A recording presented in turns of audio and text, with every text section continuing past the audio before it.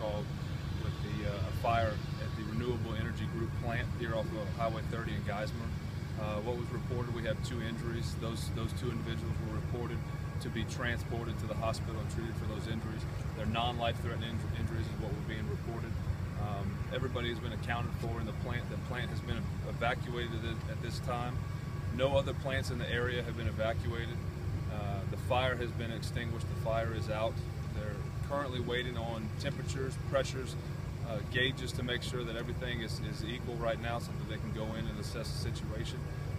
And there's no immediate threat to the public at this time. There's no off-site exposure right now. Any word on cause?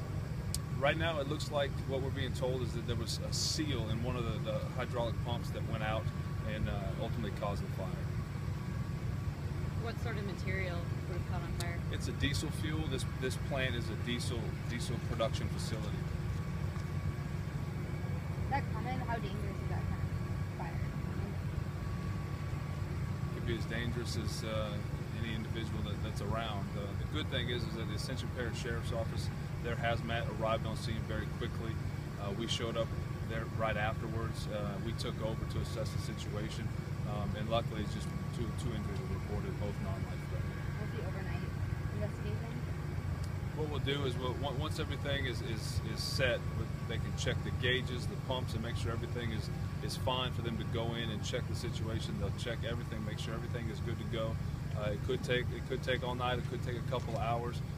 But safety is the main thing, even for our guys that are going inside to respond. We've got to make sure that the scene is safe for them to go in and conduct the investigation. So no word yet on when operations will resume? No word yet. It could be through the night. It could be in a couple of hours. Usually in these type of situations, it takes several hours, if not overnight, tomorrow probably, to regain operations of the plant. Do you know if the people who were injured are employees here or contractors? Or? No word on that yet. That'll be part of our follow-up. Once we get the identification of those individuals, talk to them, and start interviewing other employees. Sometimes the workers start fighting the blaze before any sheriff's officer or anyone gets on scene. Is that what happened tonight? I don't have any word of that yet. Usually there's protocols in place for the plant, safety protocols, and anytime something like this happens, they all have their checklists that they do, and I don't know that fighting the fire themselves is part of that protocol. So, but that'll all be part of the investigation as we move forward. Do you know what kind of injuries they had? Were they burns or? All I'm being told is that it was from the fire, and that it's non-life-threatening this time. Do you know where they were transported to? I do not. Do you know what size vessel sprung a leak or caught fire? I mean, how much material was potentially burned? I have to get that information for you. I don't know the size of the vessel, or how much was burned. Is it your understanding that they just repaired the pump or upgraded, and they were bringing it back up, and that's when the leak sprung, for lack of a better term? That's information I don't have at this time. Of course, as the investigation continues and they're able to get in there and see, some of that information will become available. Was there structural damage to the structure within which this pump was located? Again, it hasn't been reported to me at this time, but as they continue and they're able to get in there and assess the situation, that's something that we'll be able to determine. I understand that they're still spraying water on the structure. Is that to cool it down right now? Yes, they're trying to get the temperatures down. They're making sure the valves are all secure so that the team can go in there and see the safe for them to go in and start their investigation.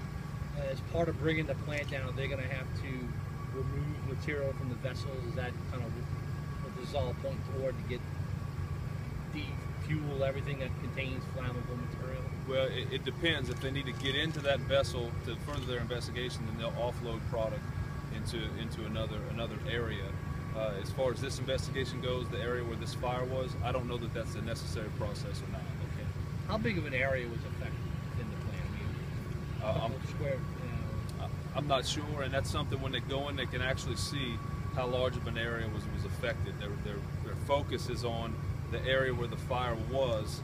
They're trying to get the seals, the temperatures down, so they can go in and ultimately see how big of an area was ultimately affected. So is the reason we saw black smoke because this was diesel that was burning? That's correct. That's correct. Do we know what the spark was? I mean, just diesel is a low flash point. You know, it's not something that quickly catches fire. Do you know why it caught fire? Yeah, we don't at this time. Like I said, once they get in and they get everything assessed, that'll be we'll know the cause of that. Do you know how many people were working in that area specifically? We know that 2 were immediately in that area, but there may have been others within the vicinity that may be able to help the investigation, that maybe work on that unit. But we know exactly 2 were ultimately injured from the cause of this in that immediate area.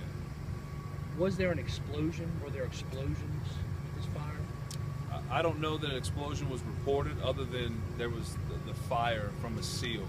So as they get in there and they're able to see what kind of damage, they'll be able to assess what kind of explosion, if any explosion, occurred.